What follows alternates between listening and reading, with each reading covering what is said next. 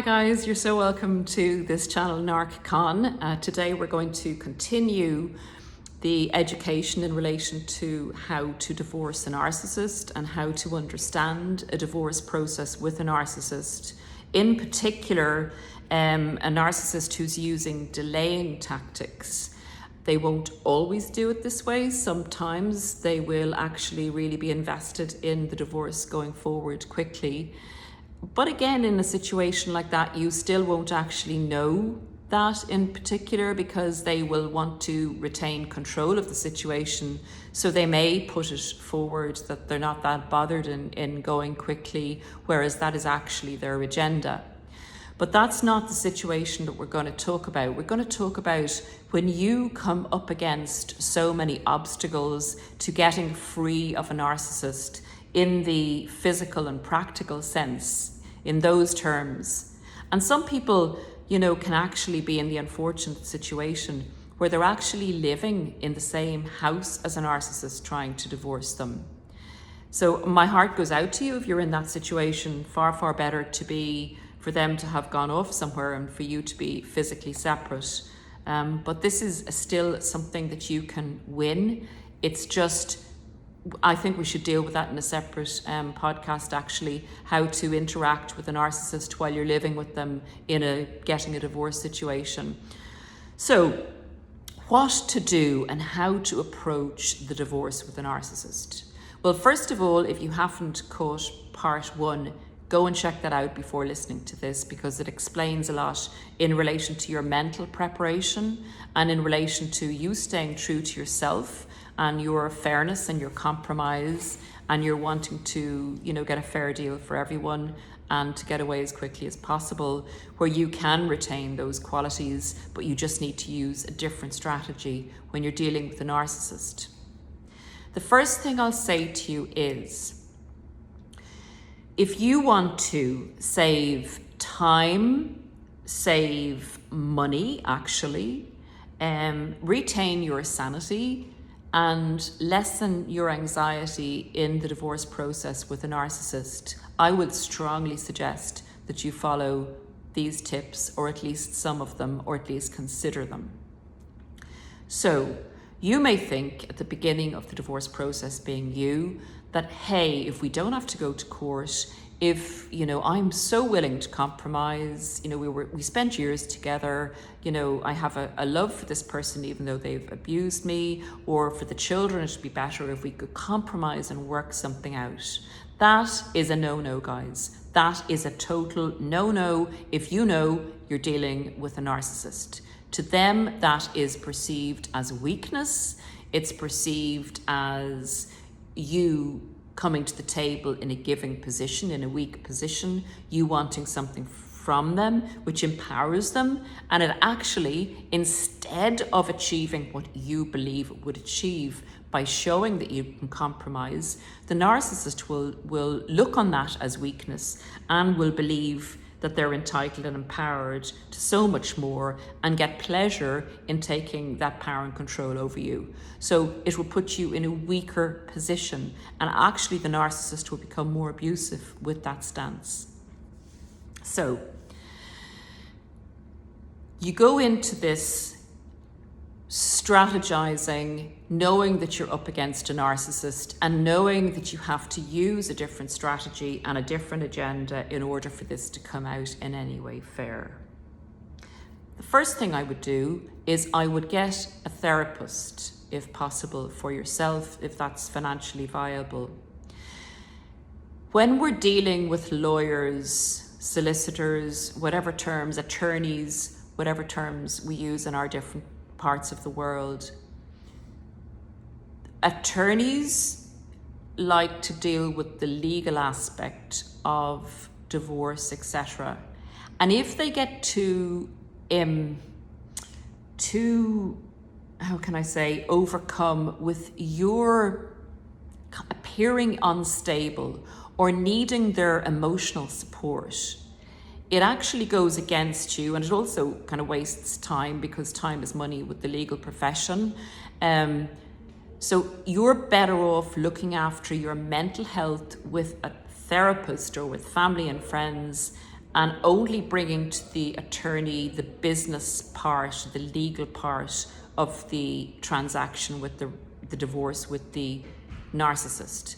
So it gives the attorney a better feeling about you, more confidence in relation to them brokering a good deal for you, and it's just less messy. So, you know, a lot of people will say in coaching situations, etc., that, you know, I was dealing with my attorney initially, they were great, but they kind of seem to be backing off from me a bit. I haven't heard from them, it's hard to get them. So attorneys like to keep things, you know, on a kind of a legal footing, on a business footing. They're not there to give us therapy, they're not there for emotional support, even though some of them can be lovely and will give you a bit of that. As well as the legal advice, but that's not what they're there for, and it messes up the process. So I know I won't labour that point any further, guys. The second thing is obviously to do your research and get a sharp divorce attorney or a lawyer, because you're going to need someone who understands narcissism. It might be useful even to say, look, I'm dealing with a narcissist. It's the person who won't compromise. So I need to, you know, with that understood, I am a fair person, I like to compromise, but it's not going to work with this person. So if you give them a heads up, it's a good idea. Get someone who's sharp, who's streetwise, who's been around the block a few times, and who is familiar with the divorce process. So a specialist in this area would be a good idea. Also, narcissists, guys, are notorious for having separate bank accounts and for having hived off money, for giving false reports on their businesses and their assets. And if they may even do this from the beginning of the marriage, they've always got a secret life going on, and usually they have stoven away, or whatever you'd like to say, pushed away a certain amount of their financial income, kept it hidden, or have separate accounts.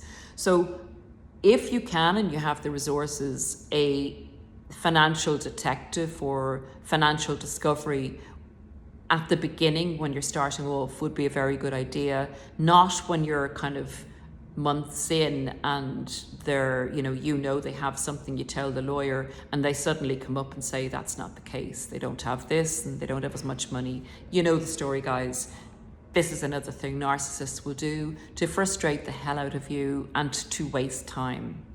So the most important piece of information I can give you here, the very most important piece of information is, instead of doing the negotiations and the compromise, go straight to court. And you'll say again, Paula, look, this isn't a good idea. Going to court is really costly. It's going to cost me a hell of a lot of money.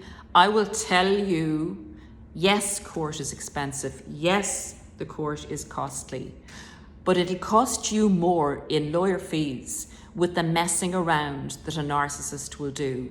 I mean, first of all, the narcissist may not get themselves an attorney or a lawyer, which it blows your mind when, they've agreed to the divorce.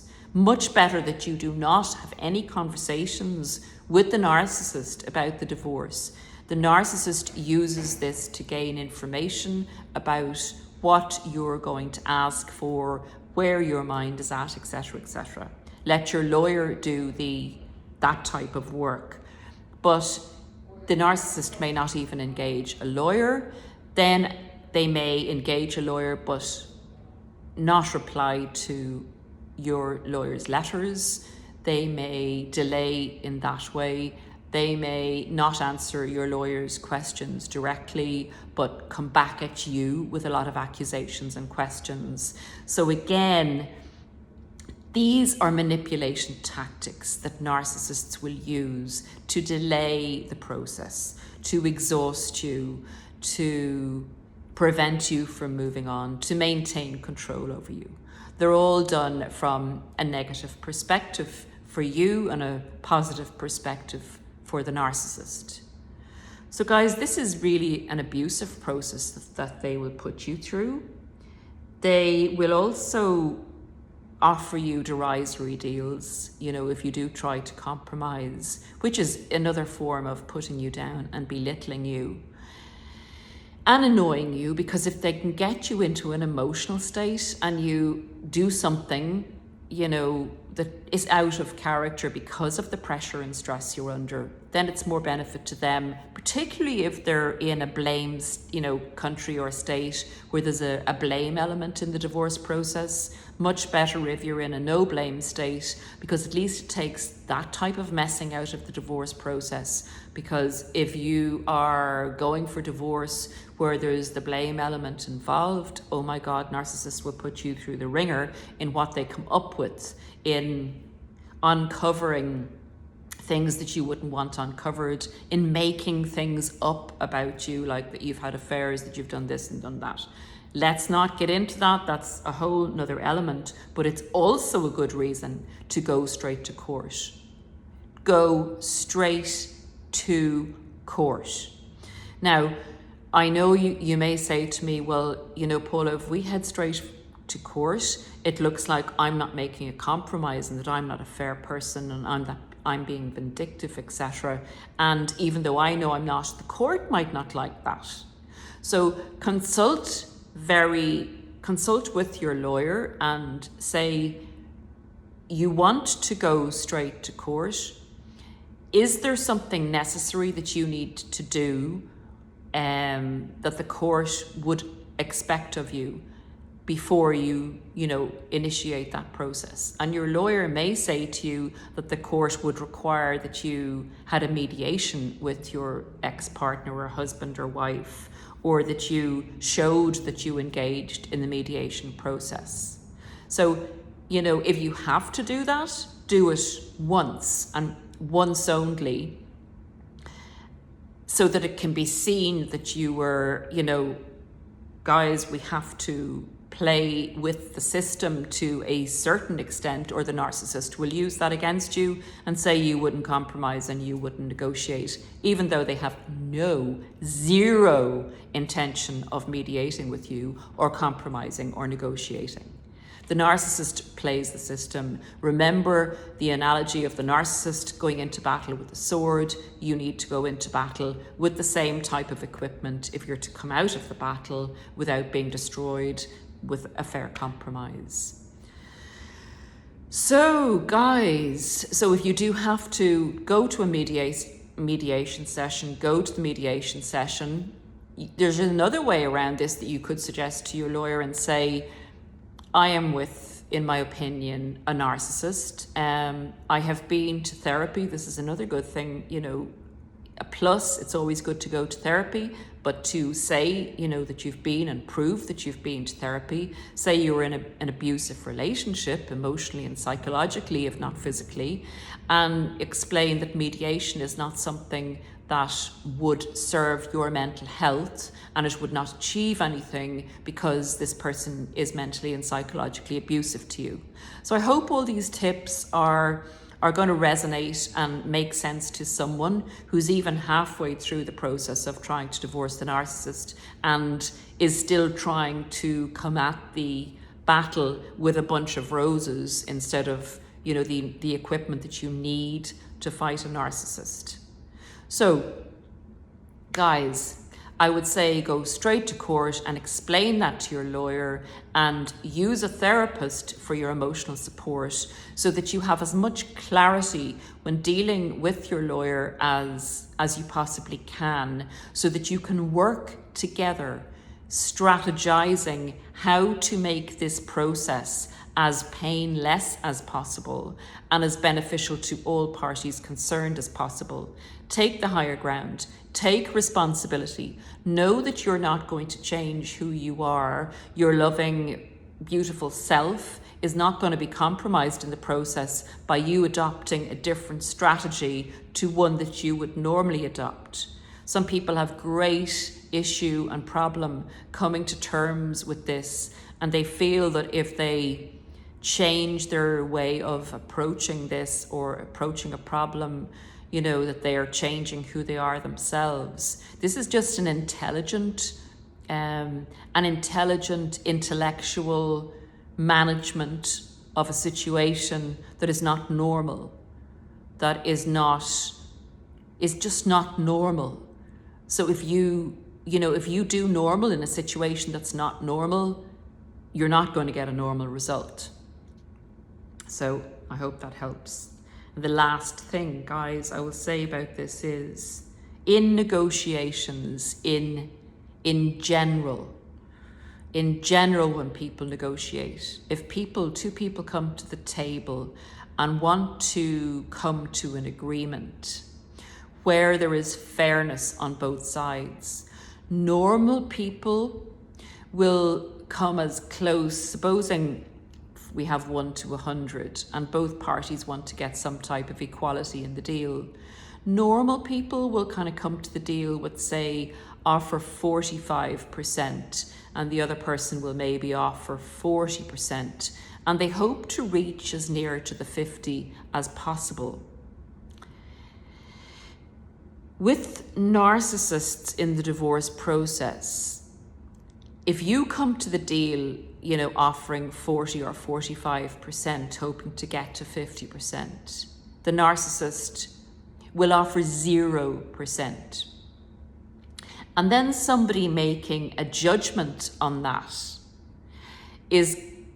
often will try and find the middle ground in the third party making a judgment, where one person is at 45% and the other person is at 0.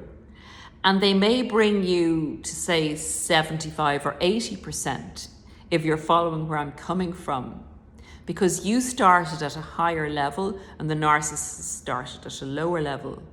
So you would end up giving, for instance, an extra 25 or 30% to this narcissist who's meeting you in the middle of where the discrepancy lies. I hope you're following, guys. But this is, say, with a judge in a court, if you go in with that, level of, if you go in looking for less, for what you think is fair, and the narcissist goes in at a 0 point, a judge may come to a natural human kind of compromise situation and come between the two.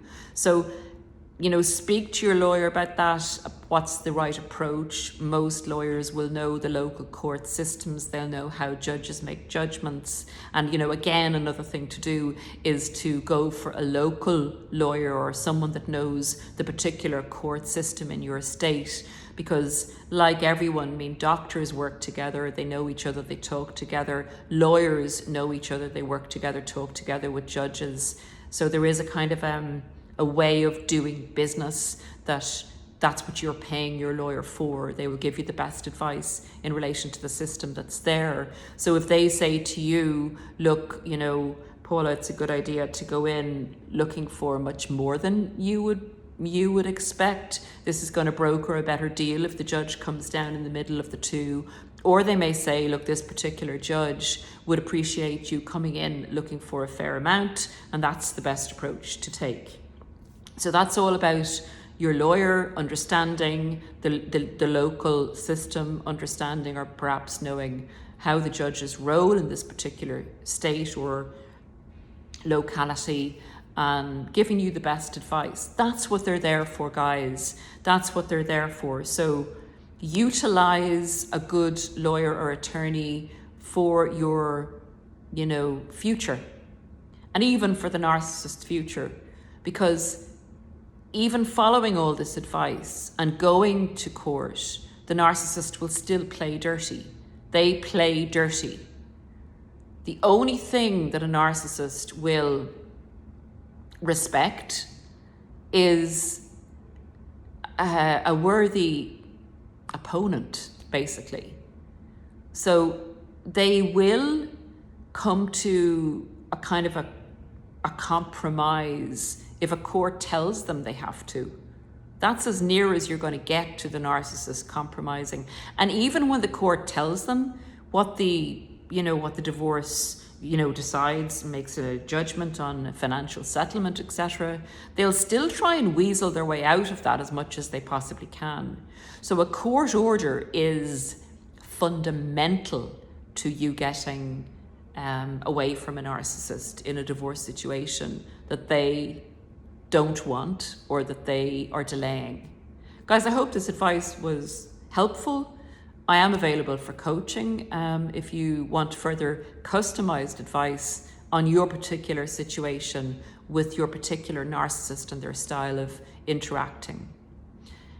Take great care of yourselves, particularly if you're going through this process. Self-care, look after yourselves, and until I meet you next time, bye for now.